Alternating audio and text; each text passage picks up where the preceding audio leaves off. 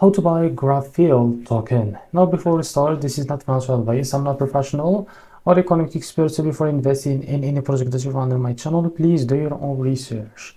So before going on buy this token, make sure to check the X account and keep following the updates about this token, and don't forget to check the Telegram channel too, as you can see. So this token is available on the screener. It's created 7 hours ago, as you can see, and increased by 500% in the last 24 hours. This token trending number 2 in the Solana section. To be able to buy this token, we need to go to Radium, as you can see.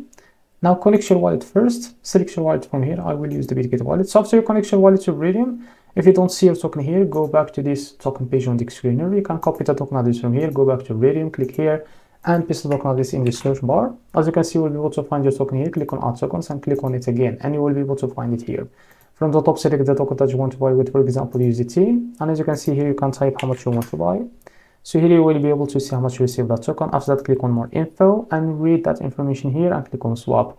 So after that, a pop-up will appear here from your wallet to complete the buy process. So this is how to buy Garfield token. If you found this very helpful, please like and subscribe. See you next video.